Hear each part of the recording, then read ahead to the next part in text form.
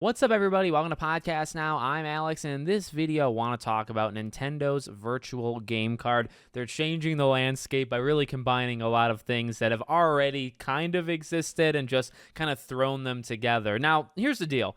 I overall like it, and my gut first feeling is, oh, this is almost a game changer. I think it kind of depends on what situation you and your family might be in, but overall, I do think this is a positive move. There's just a part of me that feels, and I'll explain myself as this video goes, but I do continue to just get worried about the physical, game preservation. I'm big into that stuff, but just what this could mean for the future for physical games, it comes from a lot of positives, but then you look and you say, okay, well, is this like a under the table kind of way to get rid of something? And so I'll explain myself as this video goes. So let's just quickly talk about, what this thing is and overwhelmingly the positive, right? So I mean, the way I was trying to describe this game to my wife, I think originally came across as if it's like a memory card, right? But, I mean, it's pretty simple in just the way of you can put your games in this virtual library. That's pretty much what it is. And you can exchange it. And you can have up to 2 virtual libraries basically at your disposal. You can mix and match and pick which games go on them, right? And you're able to send them over. So you have a second Switch. They have to be locally kind of linked. So you're going to need, I believe, internet access at least the one time to swap them over just so that, the consoles can recognize each other. And you have 2 Switches. You have 1 virtual card. You send it over, and then that other person can play. So, it's a way of if you had the cartridge or the disc or whatever, if you had the physical thing and you took it out of your Switch and you gave it to somebody else and they put it in, it's like that, but as if you had no, physical thing. So it's just digital. Seems pretty simple. Seems like something that you almost can't even believe that, this wasn't a thing before it. I think really where this comes in the most handy, which they kind of saved for the end of the video, was that family pass, right? Being in the friend network type thing, which actually, we have that. And we don't have, I think, the full slots filled. So this one is, you have all the family, accounts, and it's all part of the one membership. And you can loan out your games. Now, you can only give one game, like if I have, the game behind me here, right? Pick a game. Pick Splatoon 3 even. You have Splatoon. You can give that to one person and one person only. Then you can give a second game to like a second person, so on, so on, so on. You lose those games. They go to that person. And then after 14 days or when they return them to you, they return to you.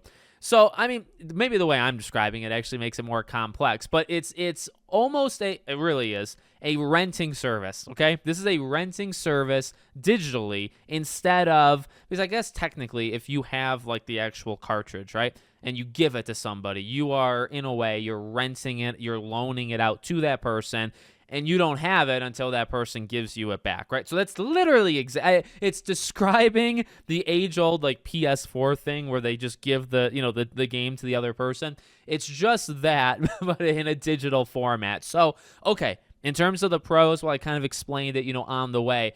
I do think it's good because you have those advantages physically and you don't have it digitally, at least on the Switch, and now you do. I mean, that's pretty much, it just opens the door to basically having different accounts being able to play games without having to buy it multiple times. Really, that's what this gets around, right? Instead of 2 people having to, buy the game, one person can buy it, and as long as they're within the same, like, local network, or, again, like the Family Pass, you can loan it out to them, basically. So that's very good. It's very, very positive. I think a lot of that is going to help. I also will say, in terms of speculation, I've seen other people talking about this as well. I think it's really bracing for the Switch too, because backwards compatibility, and the fact is, you're probably going to have both in your house. I mean, that's actually just the most basic thing. When you buy the Switch 2, and that's, again, why I just believe it's getting ready for the Switch 2, is when you get a Switch 2, chances are you already have a Switch 1. So literally right there, you have your situation. So you're going to have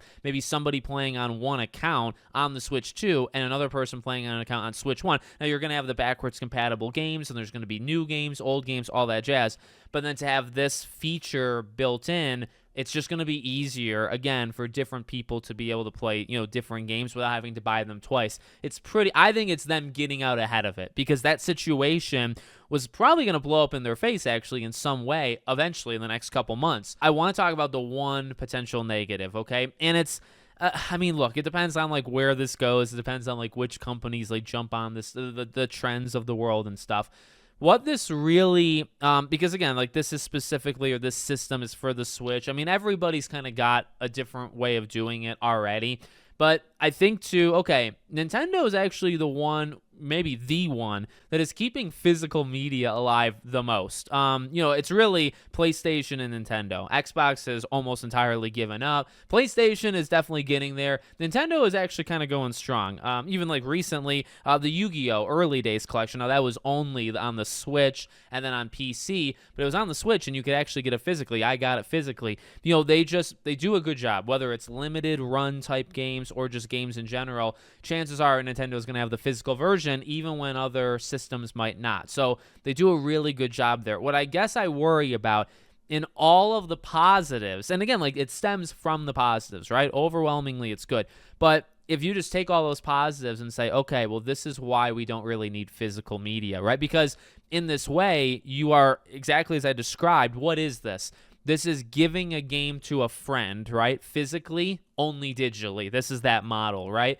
So how can you spin that? How can you spin it? You can say, okay, well, now we have the exact same model, but you don't need the physical disc. We have a way to transfer. We have a way of doing all this stuff, but you don't need the physical thing. So there's our future. You know what I mean? That's what we can do in the future. So in 5 years, and I'm not saying like this is exactly how it's going to go or it's only going to be 5 years, but okay, pick a year and we don't have any physical games, right?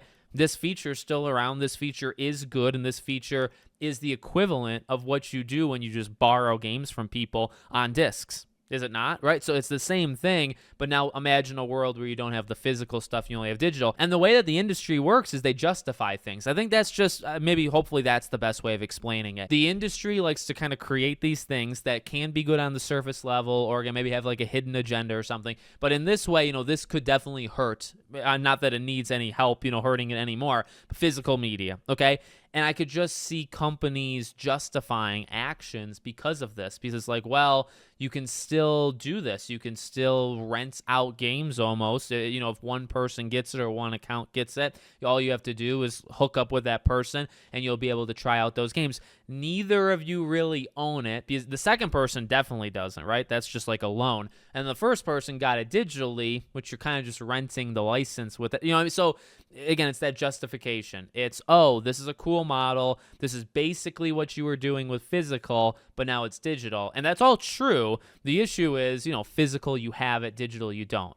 So that's where I think this could go in a negative way. Maybe I'm overthinking it. I honestly, this could just be my ego talking. I don't think I am. I think I'm just thinking like 3, 4, 5 years down the line and maybe thinking too far. But this is eventually where it's going to go. So I just feel like it's important to discuss it just a little bit. Okay, so let me know what you guys think in the comments. Make sure, as always, you're subscribed to the channel, bell icon turned on, and I hope to see you all on the next one.